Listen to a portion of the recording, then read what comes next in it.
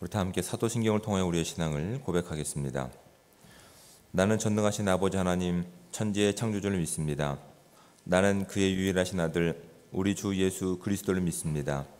그는 성령으로 잉태되어 동정녀 마리아에게서 나시고 본디오 빌라도에게 고난을 받아 십자가에 못 박혀 죽으시고 장사된 지 사흘 만에 죽은 자 가운데서 다시 살아나셨으며 하늘에 오르시어 전능하신 아버지 하나님 우편에 앉아 계시다가 거기로부터 살아있는 자와 죽은 자를 심판하러 오십니다. 나는 성령을 믿으며 거룩한 공교회와 성도의 교제와 죄를 용서받는 것과 몸의 부활과 영생을 믿습니다. 아멘.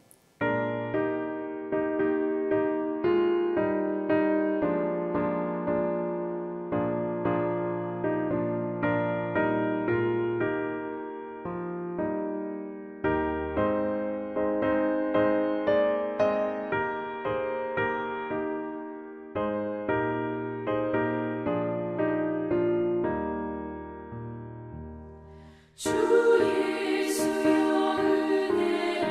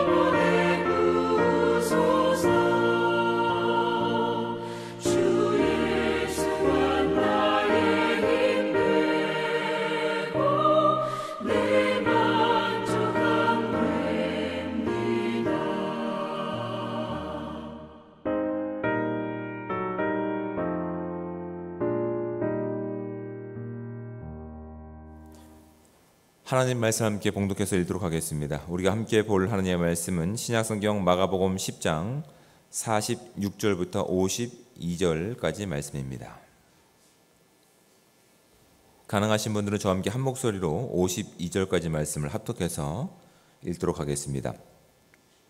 그들이 여리고에 이르렀더니 예수께서 제자들과 허다한 무리와 함께 여리고에서 나가실 때에 디모데의 아들인 맹인 거지 바디메오가 길에서 앉았다가 나사렛 예수란 말을 듣고 소리질러 이르되 다윗의 자손 예수여 나를 불쌍히 여기소서 하거늘 많은 사람이 꾸짖어 잠잠하라 하되 그가 더욱 크게 소리질러 이르되 다윗의 자손이여 나를 불쌍히 여기소서 하는지라. 예수께서 머물러 서서 그를 부르라 하시니 그들이 그 맹인을 부르며 이르되 안심하고 일어나라 그가 너를 부르신다 하매 맹인이 겉옷을 내버리고 뛰어 일어나 예수께 나아오거늘 예수께서 말씀하여 이르시되 내게 무엇을 하여 주기를 원하느냐. 맹인이 이르되 선생님이여 보기를 원하나이다. 예수께서 이르시되 가라 내 믿음이 너를 구원하였느니라 하시니 그가 곧 보게 되어 예수를 길에서 따르니라. 아멘. 다시 한번 이제 52절까지 말씀을 묵상해 갈 텐데 제가 두 가지 질문을 드리겠습니다. 두 가지 질문을 마음 가운데 깊이 생각해 보시면서 본문을 묵상해 보시기 바랍니다. 첫 번째는 이런 겁니다. 나에게 위로 또는 안정을 주는 것은 무엇인지에 대해서 한번 고민해 보시기 바랍니다. 두 번째는 주님의 보호 속에 들어가기 위해서 버려야 할 것들은 무엇인지를 한번 생각해 보시기 바랍니다. 다시 한번 제가 52절까지 말씀을 봉독해서 읽어 드릴 텐데 여러분은 눈을 통해서 묵상해 보시면서 본문이 우리 가운데 말씀하시고자 하는 뜻이 무엇인지 묵상해 보시기 바랍니다. 그들이 여리고에 이르렀더니 예수께서 제자들과 허다한 무리와 함께 여리고에서 나가실 때에 디모데의 아들인 맹인 거지 바디메오가 길가에 앉았다가 나사렛 예수시란 말을 듣고 소리질러 이르되 다윗의 자손 예수여 나를 불쌍히 여기소서 하거늘 많은 사람이 꾸짖어 잠잠하라 하되 그가 더욱 크게 소리질러 이르되 다윗의 자손이여 나를 불쌍히 여기소서 하는지라. 예수께서 머물러 서서 그를 부르라 하시니 그들이 그 맹인을 부르며 이르되 안심하고 일어나라 그가 너를 부르신다 하매 맹인이 겉옷을 내버리고 뛰어 일어나 예수께 나오거늘 예수께서 말씀하여 이르시되 내게 무엇을 하여 주기를 원하느냐. 맹인이 이르되 선생님이여 보기를 원하나이다. 예수께서 이르시되 가라 내 믿음이 너를 구원하였느니라 하시니 그가 곧 보게 되어 예수를 길에서 따르니라. 아멘. 예수님께서는 온 인류를 위해서 이제 십자가를 지시기 위해서 예루살렘으로 올라가시는 길 가운데 있습니다. 그 길 가운데 이제 여리고라고 하는 지역을 지나서 이제 나가시려고 했을 때 본문 46절 말씀에 보시면 여리고에서 나가실 때에 디모데의 아들 맹인 거지 바디메오가 길에 앉았다가라고 되어 있습니다. 디메오라고 하는 사람의 아들입니다. 그래서 이 헬라어 보면 앞에 바가 붙은 건 아들이란 뜻입니다. 그러니까 디메오의 아들이라는 뜻이죠. 그러니까 사실은 이 거지 맹인은 이름이 없습니다. 그냥 누구의 아들로 불려지는 겁니다. 누구의 아들. 그러니까 어렸을 때부터 이 버려졌던 인물로 우리가 이해할 수 있습니다. 이제 그런 그가 길가에 앉아 있다가 47절 말씀해 보시면 나사렛 예수시란 말을 듣고라고 이야기를 진행되고 있습니다. 그 당시 이제 예수라고 하는 이름은 흔한 이름입니다. 흔한 이름. 오늘날 영희, 철수, 이런 이름처럼. 근데 이제 너무나 많은 이름이 있으면 우리가 어떻게 얘기합니까? 어떤 안민구역, 대방구역의 누구 이렇게 얘기하지 않습니까? 아니면 누구누구 A, 누구누구 B 이런 식으로. 그 당시 예수라고 하는 이름은 보편적인 이름이었는데 그 앞에 이제 수식어가 붙습니다. 그래서 나사렛 예수라고 하는 수식어가 붙습니다. 예수님께서 어린 시절을 보내셨던 지역이 있지만 사실은 사람들이 나사렛이라고 하는 부르는 이런 호칭은 좀 경멸에 찬 호칭입니다. 왜냐하면 나사렛은 이제 종교적으로도 뭐 이렇게 뛰어나지도 않고 문화의 중심지도 아니었고 이스라엘의 변방 도시였을 뿐만 아니라 또한 역사 가운데도 이 나사렛은 드러나고 있지 않습니다. 다만 이제 이사야 9장 1절과 2절에 보면 가장 초라한 곳을 가장 화려한 곳으로 만드실 이제 구원자이신 예수가 이제 그 모든 초라한 것들을 회복시키시는 그 기대가 이제 있을 뿐입니다. 그래서 이제 그 당시 보편적으로 나사렛이라고 하는 말 가운데는 경멸의 의미가 있습니다. 나사렛 아니면 과부의 누구 아이들 이런 것들은 오늘날에도 경멸에 있는 것처럼 그 당시에도 이 나사렛이라고 하는 이 지명은 경멸에 차 있는 것입니다. 그래서 나다니엘조차도 어떻게 이야기합니까? 빌립이 이야기했을 때 나사렛에서 어떤 선한 것이 나올 수 있겠느냐라고 나사렛을 경멸했던 적이 있습니다. 그만큼 나사렛은 그렇게 그들 가운데 중요한 도시는 아니었습니다. 그런데 나면서부터 이렇게 맹인이었고 보지 못하고 또한 거지로 살아왔던 한 사람은 나사렛 예수라고 하는 이 말을 들었을 때에 그런 편견 가운데서 예수님을 기대하지 않았습니다. 편견 가운데서 예수님을 기대하는 것이 아니라 예수님께서 어떤 일들을 행하셨고 그분이 예언의 말씀처럼 어떤 존재인 것에 대한 그 확신이 그 가운데 있었기 때문에 사람들은 경멸에 차서 나사렛 예수라고 하는 말을 들었을 때에 이 어렸을 때부터 맹인이어서 거지였던 이 한 사람은 어떻게 얘기합니까? 무엇과 연결하냐면 47절 말씀을 보십시오.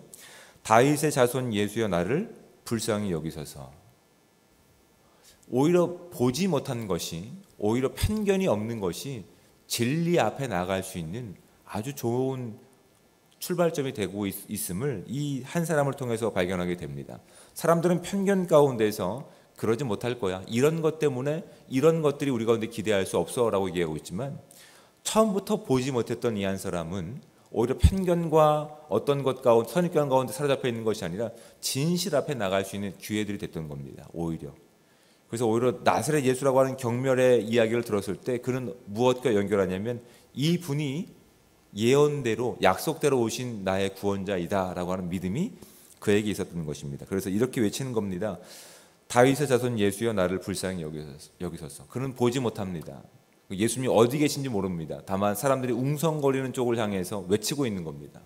보지는 못하고 있지만 나사렛 예수라고 하는 경멸에 찬 사람들의 평가 가운데 그는 오히려 그 선입견을 뛰어넘어서 그분이 어떤 분이신지에 대한 믿음을 가지고 고백하고 있는 겁니다.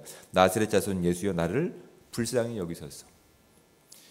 여러분 우리에게 있어서 이런 이 바디메오의 믿음과 이 자세는 참 중요한 것 같습니다. 우리가 이 신앙생활하면서 많은 편견 가운데 선입견 가운데서 우리가 진리를 다가가지 못하는 부분들이 있습니다.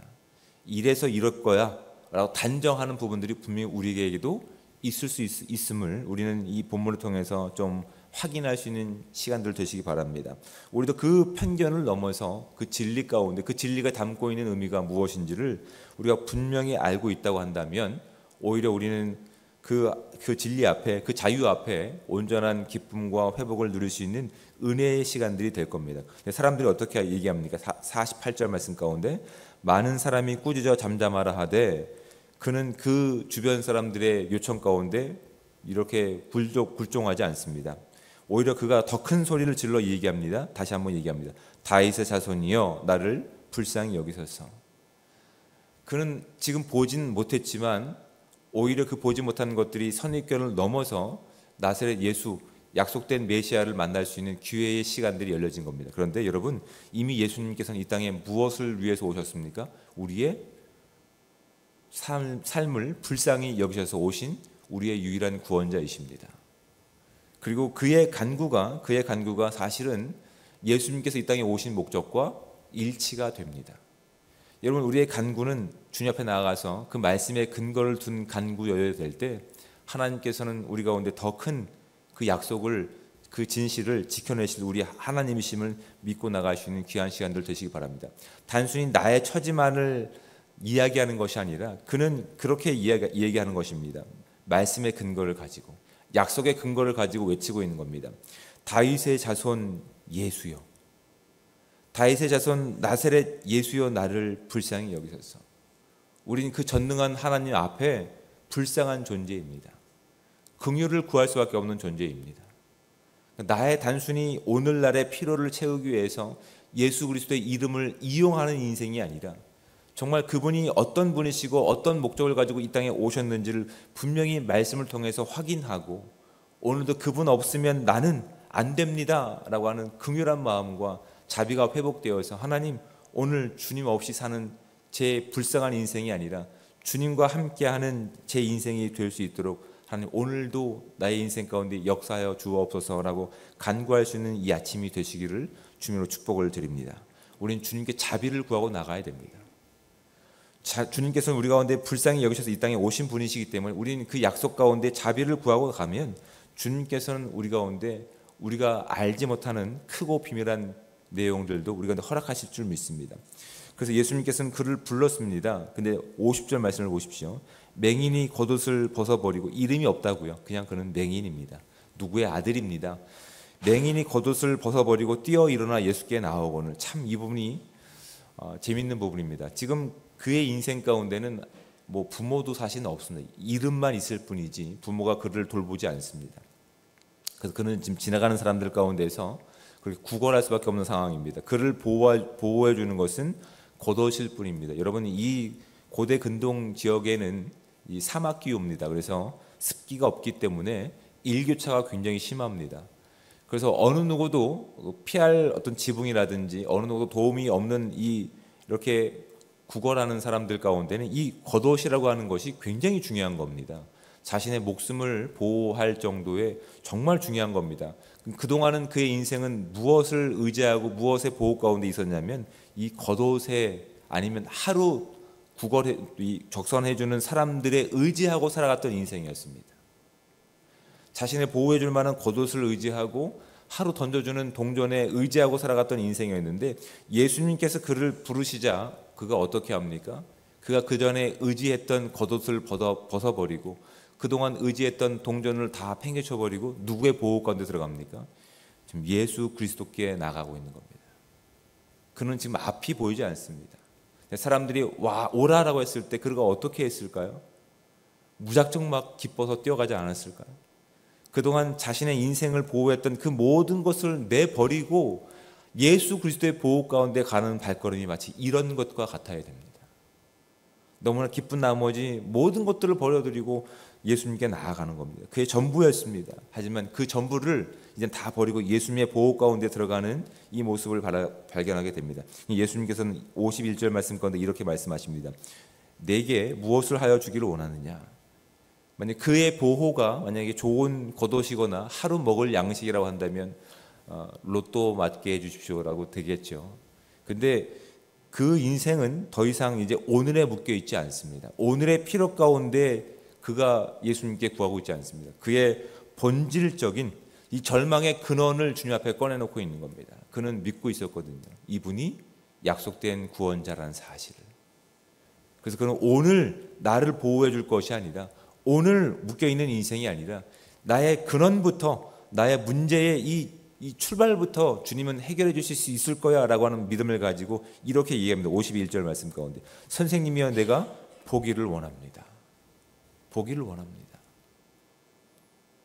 듣는 것으로 그치는 것이 아니라 제가 이젠 보기를 원합니다. 이 오늘에 묶여있는 인생이 아니라 이제 그 절망의 근원을 해결받고서 제가 온전한 것을 보기 원합니다 라는 이 믿음의 고백을 하고 있는 겁니다. 예수님께서 52절 말씀 가운데 이 보기를 원하는 것이 아니라 사실은 이 모든 말씀이 이어지는 것이죠. 그가 나사렛이라고 하는 이름과 연결해서 다윗의 자손과 연결했던 것처럼 그의 믿음을 보시고 이렇게 말씀하십니다. 가라, 내 믿음이 너를 구원하였느니라. 그랬을 때 어떻게 됩니까? 그가 곧 보게 됩니다. 예수님께서 단순히 그 한 사람에 대해서 보기를 원합니다라고 하는 그런 요청 가운데서 단순히 현상적인 내용이 아니라 그의 믿음을 보시고 본질을 치유하십니다. 본질을 치유하셨을 때에 어떻게 됩니까? 본질을 치유하셨을 때, 구원을 얻었을 때 그 구원을 얻은 현상이 어떻게 된 겁니까? 그가 곧 보게 되었다라고 되는 거라고요. 여러분, 오늘 우리의 주어진 시간 가운데 우리는 이 믿음이 필요합니다. 편견에 사로잡혀서 우리의 필요 가운데서 오늘만에 묶여 살고 있는 인생이 아니라 하나님께서 우리 가운데 해결해 주신 영원한 본질적인 생명을 가진 자로서 그 승리의 삶을 살아가는 자들로서 하나님, 오늘도 주의 긍휼하심 가운데 그 자유를 살기 원합니다. 그 생명을 살기 원합니다라고 하는 이 감사의 고백과 간구가, 그 내용들이 채워질 수 있는 귀한 하루 되시기를 주님으로 축복을 드립니다. 그럴 때 그동안 우리를 보호했던, 우리가 안식을 누렸던 그 모든 것들을 다 내버리고 주님의 보호 가운데 나가서 주의 보호하심 가운데 온전히 삶을 누릴 수 있는, 믿음을 살아갈 수 있는 귀하고 복된 시간이 저와 여러분 가운데 충만하게 임하시기를 우리 주님으로 축복을 드립니다. 이제 우리의 시간과 또한 장소에서 본문을 더 깊이 묵상해 가시면서 본문이 우리 가운데 말씀하시는 내용 가운데 집중해 볼 텐데, 제가 이런 질문을 드리겠습니다. 예수님이 여리고에서 나가실 때에 맹인 바디메오는 어떻게 행동했나요? 내가 간절한 마음으로 주님 이름을 부르며 구할 일은 무엇입니까? 바디메오에게 겉옷은 어떤 기능과 가치가 있나요? 구원과 치유의 주님 앞에 서기 위해서 기꺼이 버려야 할 나의 겉옷은 무엇입니까? 본문을 깊이 묵상해 보시면서 온전히 주님의 보호 가운데, 주님의 인도하심 가운데 그 자유를 선포하고 그 생명을 살아갈 수 있는 복되고 귀한 삶이 저와 여러분 가운데 있기를 주님으로 축복을 드립니다. 기도하겠습니다. 사랑의 하나님, 은혜와 사랑에 감사합니다. 1월의 마지막 날 이렇게 비를 내려주시며 또한 우리 가운데 굶주렸고 메말랐던 우리의 신간한 가운데 이렇게 촉촉히 적시며 또한 채울 수 있는 은혜의 시간들을 주심에 감사합니다. 이것이 하나님 주의 말씀이 되기 원합니다. 주님과 함께하는 신앙의 삶이 되기 원합니다. 믿음이 되기 원합니다. 하나님, 오늘도 주의 말씀 앞에 나온 이 공동체를 주님 불쌍히 여겨주셔서 주의 자비하심과 주의 생명으로 채워주시고 온전히 주의 보호 아래 우리를 보호하실 때마다 하나님, 오늘 우리가 말씀을 통해서 누렸던 이 자유를 살아낼 수 있는 은혜의 시간들 될 수 있도록 인도하여 주시옵소서. 주님께서 우리를 불쌍히 여기셔서 우리를 구원하시기 이 땅에 오신 주님이심을 믿기에 오늘도 우리가 가지고 있는 모든 것들을 내려놓고 주의 은혜를 구하며 나갈 수 있는 은혜의 시간들 될 수 있도록 주여 함께하여 주시옵소서. 우리가 함께 기도하기를 원합니다. 함께 마음을 나누며 그리스도의 큰 사랑을 나누기 원합니다. 그래서 하나님, 기도할 수 있는 사람들이 많아지게 도와주시고 우리 교회를 사랑하는 사람들이 많아지게 도와주셔서 주님께서 이 땅 가운데 품으신 아름다운 능력과 계획들이 우리 가운데 온전히 이루어질 수 있는 복되고 귀한 하루가 될 수 있도록 주여 함께하여 주시옵소서. 우리 교회가 함께 기도하고 있는 내용들이 있습니다. 하나님, 담임 목사 청빙을 위한 이 기도의 내용을 통해서 오히려 우리가 갈라지는 것이 아니라 하나가 되어서 온전히 이 가운데 품으신 아름다운 주의 계획들이 이루어질 수 있는 은혜의 시간들 될 수 있도록 주여 함께하여 주시옵소서. 오늘 하루의 모든 삶을 주님 앞에 의뢰할 때마다 모든 순간 가운데 주의 영광만 드러나기 원하오며 사랑이 많으신 예수 그리스도의 이름으로 기도드립니다. 아멘. 하늘에 계신 우리 아버지, 아버지의 이름을 거룩하게 하시며 아버지의 나라가 오게 하시며 아버지의 뜻이 하늘에서와 같이 땅에서도 이루어지게 하소서. 오늘 우리에게 일용할 양식을 주시고 우리가 우리에게 잘못한 사람을 용서하여 준 것 같이 우리 죄를 용서하여 주시고 우리를 시험에 빠지지 않게 하시고 악에서 구하소서. 나라와 권능과 영광이 영원히 아버지의 것입니다. 아멘.